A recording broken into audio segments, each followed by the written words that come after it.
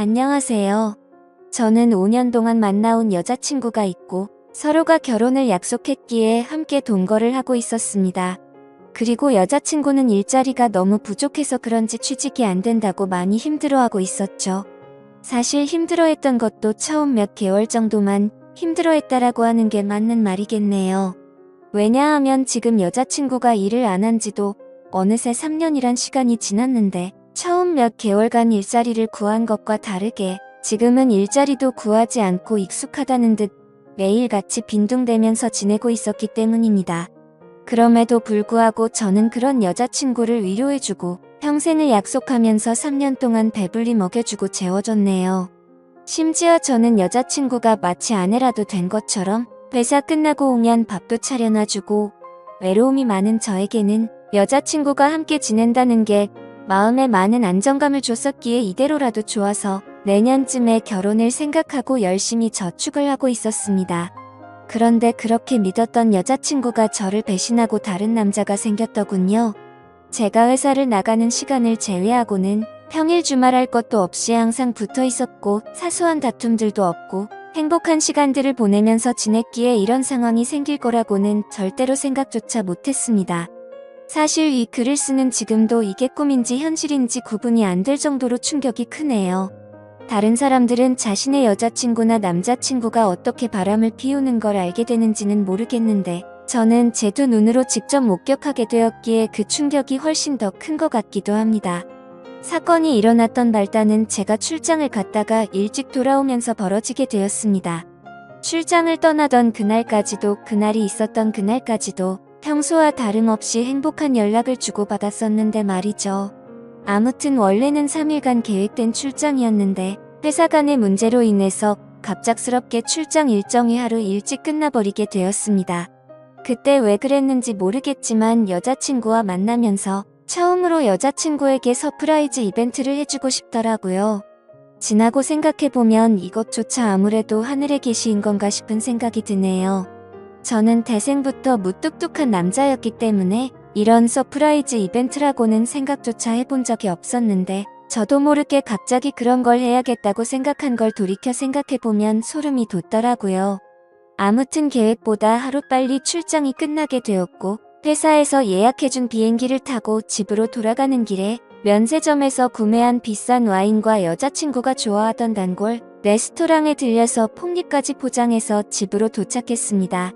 그때까지만 해도 여자친구가 나를 보면 깜짝 놀라서 좋아하겠지 라는 생각으로 현관 비밀번호를 눌렀습니다.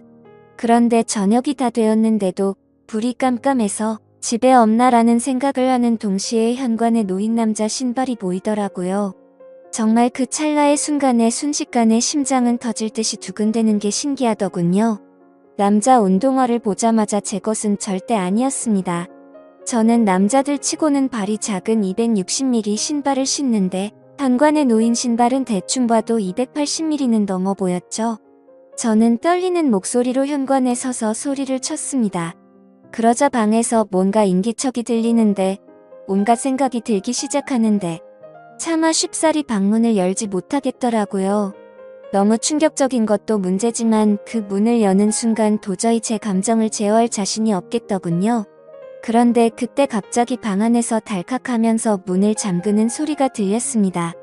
너무 열이 받아서 조용한 목소리로 방문을 열라고 하는데 여자친구는 지금 자다 일어나서 몰골이 엉망이라며 말을 돌리더군요. 자기 출장이 내일까지로 알고 있었는데 갑자기 어떻게 오늘 온 거야? 라고 하는데 너무 열이 받았습니다. 뻔히 눈에 보이는 거짓말을 하고 있는 게 진심으로 역겨워서 구역질이 나오는 기분이 들었죠. 저는 헛소리 짓거리지 말고 문이나 열라고 소리쳤고 현관에 있는 저 남자 신발 뭐냐고 말하니까 아무런 대답이 없더군요. 그 순간 어떻게 할지 엄청나게 고민을 했습니다. 문을 부수고 들어가서 다 엎어버릴까 고민도 했었죠. 하지만 그렇게 했다가는 억울하게도 제 인생만 나락으로 떨어질 걸 너무나도 잘 알죠. 그냥 어차피 바람나버린 여자와는 미래를 생각할 수가 없었기에 문 앞에 서서 말했습니다. 나는 더러운 꼴 더 보기도 싫고 그냥 이쯤에서 깔끔하게 끝내자. 차라리 정말 천만다행인 것 같다. 내가 너 같은 여자랑 결혼했으면 어떻게 할 뻔했냐고. 정말 상상만 해도 온몸에 소름이 다 끼치는 것 같은데 결혼하기 전에 이렇게 너의 실체를 알게 돼서 다행이다. 진짜 이건 조상님이 도왔네 라고 말하면서 욕을 했고 오늘 모든 짐 싸서 당장 나가라고 말했죠. 그리고 나서 제가 가져갔던 음식과 와인들을 도로 챙겨서는 곧장 집 밖으로 나갔습니다. 너무 화가 나고 억울하고 눈물도 났지만 어쩔 도리가 없었던 것 같네요. 결국 저는 회사 근처에 있는 숙박업소로 가서 혼자 정신이 나간 사람처럼 술을 퍼부어 마셨고 구석에서 우두커니 포장되어 있는 폭립을 보자마자 욕이 나오더군요. 일부러 여자친구가 좋아하던 단골 레스토랑에 연락해서 혹시나 식을까 봐서 제 도착 시간을 말해주고 부탁해가면서 포장했던 건데 여자친구가 제 서프라이즈 이벤트에 행복해하면서 같이 맛있게 저녁 식사를 할 거라고 상상했던 제가 너무 한심했습니다. 정말 그날 저녁은 제정신이 아니었던 것 같네요. 울고 울다가 갑자기 또 화를 내고 말이죠. 그러다가 결국 저도 모르게 잠이 들었는지 눈을 떠보니 소파에서 잠이 들어 있더군요. 눈을 뜨는 순간부터 제가 놓여져 있던 현실에 또다시 머리가 아프기 시작했고 너무 괴로워서 환장할 노릇이었습니다. 정말 마음 같아서는 모든 사람들의 연락을 다 무시하고 아무도 모르는 곳으로 도망가고 싶은 심정이었죠. 하지만 현실적인 문제들이 다 얽혀 있다 보니까 그런 용기를 내는 것도 어렵더군요. 어쩔 수 없이 회사에 연락해서 못 나간다고 했었기에 옆에 놓여져 있었던 휴대폰을 집어들었습니다. 전날 제가 집 밖으로 나오자마자 계속 말도 안 되는 핑계를 말하는 연락이 오길래 짜증나서 휴대폰 전원을 꺼놓았다가 켜보니 밤새도록 난리가 났었더라고요. 순간적으로 제가 무슨 연예인이라도 된 건 줄 알았습니다. 부재 중 알람이 자그마치 48개나 와 있었는데 41개는 여자친구에게서 왔던 거고 나머지 7개는 여자친구의 부모님이더라고요. 올해 설날에 여자친구네 본가로 찾아뵀었기 때문에 머리가 어질어질하더군요. 결혼을 계획하기 위해서 찾아가서는 솔직하게 다 말씀드리면서 동거를 하고 있다는 사실도 말씀드리고 명절 선물도 챙겨드리고 즐겁게 장인어른 장모님, 사위 이렇게 호칭을 섞어가던 분들인데 말이죠. 순간적으로 여자친구의 전화는 무시한다고 치더라도 아무 잘못도 없으신 어른들에게 이건 아닌 것 같기도 하고 온갖 생각이 다 들면서 너무 심란하더라고요. 그러던 중 휴대폰을 더 들여다보니 카톡 메시지도 엄청나게 와 있었습니다. 대략 400개가 넘는 메시지였는데 여자친구한테서 온 게 300개가 넘게 있었고 여자친구의 친구들에게서 온 메시지가 한 100개는 되었던 것 같습니다. 정말 너무 황당하고 어이가 없더라고요. 바람을 피우고 뭐가 그리 당당한 건지 기가 막혔습니다. 그렇게 술을 마셔대고 있는데 여자친구의 아버지에게서 전화가 또다시 울리더군요. 술이 조금 취해서 정신이 나갔는지 무슨 생각으로 그랬는지 결국 전화를 받아버렸습니다. 그냥 아무렇지 않게 전화를 받아서 인사를 하니까 지금 어디에 있냐고 물어보시더군요. 그래서 밖에서 있다고 하니까 추운 날씨에 밖에서 자면 안 된다면서 앞으로 크게 될 사람이 몸이라도 상할까봐 걱정된다고 말하더니 어제 있었던 일에 대해서 딸에게 간략히 들어봤는데 일단 자기네 집으로 와서 이야기 좀 하자고 말을 하더라고요. 그 말을 듣는데도 참 어이가 없고 황당하더라고요. 그래서 그냥 짜증이 또다시 밀려오기 시작했고 지금은 술을 마셔서 못 간다고 말했더니 그러면 본인이 직접 저를 찾아올 테니 밖에서 둘이서만 조용히 만나서 이야기를 하자고 하시더군요. 괜히 저한테 이러실 필요 없고 따님이랑 잘 이야기하고 마무리할 테니 무리하지 말라고 말씀을 드렸습니다. 그랬더니 제 말을 듣지도 않는지 지금 당장 고속버스 타고 출발할 테니 터미널에 도착해서 연락을 주신다고 하더라고요. 안 그래도 여자친구 때문에 제정신이 아닌데 이게 지금 뭐하는 짓인가 싶었습니다. 그래서 전혀 말이 통하지 않을 것 같길래 안 오시는 걸로 알겠습니다. 라고 말씀을 드리고는 전화를 끊었죠. 그러자 여자친구 아버지가 여자친구에게 제가 일어났다고 연락을 했는지 곧바로 여자친구에게서 전화가 오더라고요. 전화를 계속 무시했더니 전화와 카톡을 번갈아서 계속해서 보내더군요. 그냥 카톡이 계속 올려대서 무슨 이야기를 하는 건지 싶어서 내용을 읽어봤더니 또 말도 안 되는 핑계를 주구장창 늘어놓고 있더라고요. 어제 있었던 남자애는 지가 대학교 다닐 때 동아리 행사에 가서 우연히 만난 애라고 하더군요. 자신보다 2살이 더 어려서 그냥 친남동생 같이 귀엽게 생각해서 만나던 동생이랍니다. 그런데 엊그제 그 남자의 집안이 사기를 당해서 너무 힘들었는데 그 여파로 시험까지 망쳐버려서 너무 힘들어했다네요. 그래서 아무런 생각도 없이 그냥 위로만 해주려고 만났다가 술에 취해서 벌어진 사고 같은 거라며 절대 자신의 의지로 벌어진 일이 아니라고 말하더군요. 그따위 말도 안 되는 핑계를 보고 있으니 너무 어이가 없고 화가 나서 더 이상 할 말이 없었습니다. 제가 카톡을 읽은 걸 실시간으로 보고 있는 건지 그냥 다 거짓말로 들리겠지만 제발 한 번만 믿어달랍니다. 그리고 지가 잘못했다면서 그냥 무조건 다 본인이 잘못한 거 안다고 하면서 용서를 해달라고 하는데 그냥 너무 화가 나니까 오히려 별 다른 생각도 들지 않고 술만 땡기더라고요. 제가 카톡 읽는 건 보이니까 읽었으면 제발 대답 좀 해달라면서 자꾸만 카톡을 보내더군요. 그냥 그런 내용을 보고 있으니 여자한테 아무리 잘해줘봤자 남는 거 아무것도 없고 제 인생에 앞으로 다시는 사랑은 없다라고 생각이 들었습니다.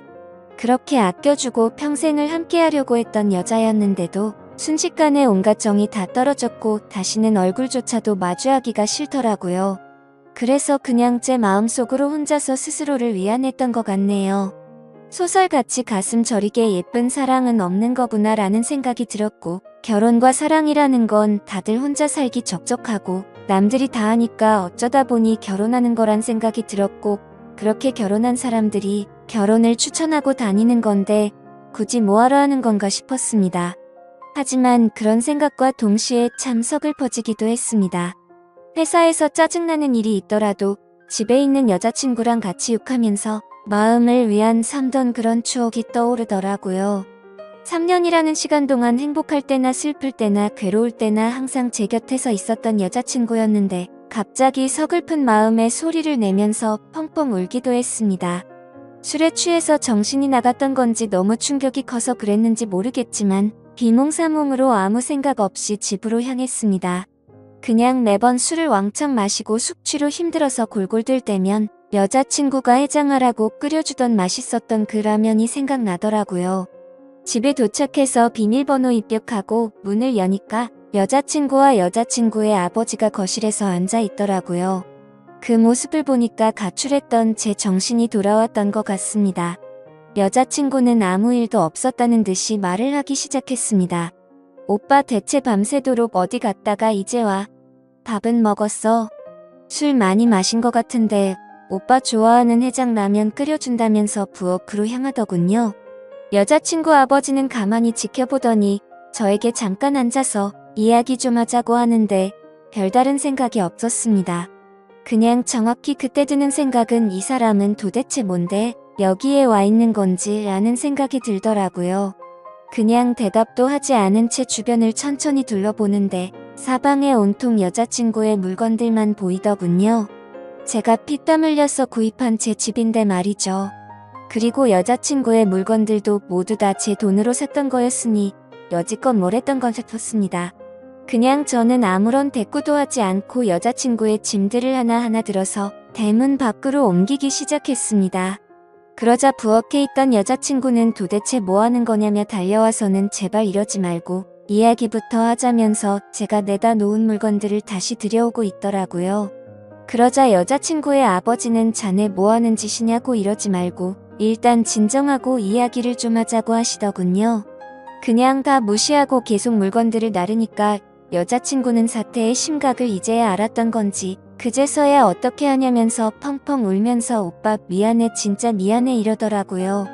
그러자 여자친구 아버지는 울고 있는 딸에게 다가가서 너는 가만히 있으라고 자기가 이야기한다고 쓸데없는 참견을 계속하셨습니다.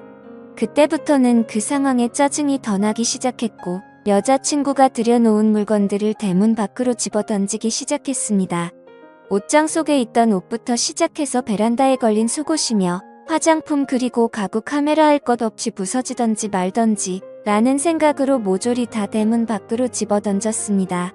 그러다 가끔 벽에 물건 부딪히는 소리가 나서 옆집 사람이 밖으로 나오면 여자친구는 죄송하다고 사과를 하고 있더군요. 그러더니 지금 남자친구가 술을 마셔서 그런 거니 걱정 말라고 하면서 다시 주섬주섬 죽고 있는데 저는 거기다가 계속해서 물건들을 집어던졌습니다. 그때 제 눈에 들어왔던 침대. 여자친구와 같이 누워서 TV도 보고 베란다 밖으로 보이는 밤하늘을 보면서 나누었던 대화들도 생각나고 참 이것저것 사연이 가득히 담겨있던 침대인데 이제는 그냥 어제 봤던 충격적인 일이 생각나서 도저히 꼴도 보기 싫더라고요. 곧바로 저는 침대 매트리스를 들어서 대문 밖으로 밀어버렸습니다. 그냥 현관에 여자친구 물건들도 다같이 밀려나가게 매트리스로 쫙 밀어버렸습니다. 옆에서 여자친구 아버지는 계속 앉으라면서 제 팔을 잡고 있었는데 그냥 무시하고 힘으로 뜯어내고 계속 날랐습니다. 여자친구는 복도에 앉아서 울고 있는데 그 머리 위로 어제 네가 썼던 이불이라고 하면서 덮어주면서 이 역겨운 물건들 다 네가 가져가라고 했습니다. 그냥 집에 있는 여자친구와 관련된 물건조차도 전부 다 밖으로 내다버렸습니다. 화장실에 있던 여자친구와 같이 쓰던 치약조차도 말이죠. 여자친구와 같이 만든 컵이며 같이 결혼해서도 쓰자며 알콩달콩 골랐던 비싼 접시까지 다 밖으로 옮겨버렸습니다. 그렇게 모든 물건을 다 옮기고 방으로 가서 편한 옷으로 갈아입고 나왔더니 여자친구는 무릎을 꿇고 앉아 있었고 여자친구의 아버지는 이제 좀 진정하게 앉아서 우리 이야기를 좀 하자고 하더군요. 이렇게 하다가는 밤새도록 끝이 나지 않을 것 같아서 얼른 듣고 보내버리자 라는 생각에 물을 마시면서 하고 싶은 말 있으시면 하시라고 말했죠. 그러자 무릎을 꿇고 있던 여자친구는 다급히 말을 하기 시작하더군요. 오빠 내가 잘못했어. 진짜 실수야. 나 진짜 술에 너무 취해 있었는데 동생이 너무 들이대서 내가 정신이 없었어. 나도 진짜 이런 일이 생길 줄은 절대 몰랐다고 하면서 울고불기 시작하더군요. 그리고는 갑자기 일어서서 갑작스럽게 제게 안겨버리길래 여자친구를 밀쳐냈습니다. 그러자 여자친구의 아버지는 이게 지금 뭐하는 짓이냐고 남자가 여자한테 할 짓이냐고 소리를 지르더군요. 갑자기 안긴 사람이 누군데 저한테 짜증을 내는 건지 진짜 황당하더군요. 그냥 이제 두 사람 이야기 듣기 싫고 저도 친한 여동생 집에 불러야 하니까 나가달라고 했습니다. 그러자 여자친구의 아버지가 그게 할 소리냐면서 소리를 질렀고 여자친구는 아빠 그러지마 내 잘못이야 이러고 있더군요. 그 모습을 보는데 진짜 무슨 TV를 보는 기분까지 들었습니다. 기승전결도 없는 막장 드라마에서나 나올 법한 말도 안 되고 이해가 안 되는 그런 내용 말이죠. 그러더니 양반 자세로 앉아있던 여자친구 아버지가 갑자기 상전이 된 것 마냥 제 앞에 와서 무릎을 꿇더라고요. 내 딸이 철이 없어서 그런 거니까 이해해달라고 한 번만 용서하고 잘 보듬어주면 이런 아내를 구하기가 어디 쉽겠냐고 말하더군요. 아내면 법적으로 부부 사이가 되어야 아내 아닌가요? 저는 그 생각이 들었기 때문에 말했습니다. 아내라는 호칭은 부부가 되어야 쓰는 거 아닌가요? 그렇게 말하고 여자친구를 쳐다보면서 말했습니다. 근데 너랑 나랑 결혼한 사이였어. 그냥 서로 편하게 지내려고 같이 사는 사이 아니었냐고 말했죠. 그러자 여자친구는 말했습니다. 오빠 진짜 무섭게 왜 그러는 거야? 내가 정말 잘못했어. 다시는 이런 일 없을 테고 내가 더 잘 알게나 못 믿겠으면 휴대폰 비밀번호고 뭐고 전부 다 알려주고 전화번호부에 있는 남자 번호는 전부 다 지울게 등등 어쩌고 저쩌고 하는데 시끄럽게 들리기만 할 뿐이었죠. 그러더니 여자친구 아버지는 이 정도 화냈으면 된 것 같으니 저에게 그만하라 하더군요. 딸애가 이렇게까지 반성하고 있고 사람이 누구나 살다 보면 실수하는 게 하나쯤은 있는 거랍니다. 제가 많이 슬프겠지만 자기 딸이 이런 실수를 해서 자신도 슬프다고 말하더군요. 친아들처럼 생각하고 좋은 사람이라 생각했는데 이렇게 좋은 관계 끊지 말자고 하는데 정말 대단하다 싶었고 도저히 할 말이 없었습니다. 그때 갑자기 그 남자놈이 생각이 났습니다. 그래서 여자친구한테 휴대폰을 달라고 하니까 덥석 주더라고요.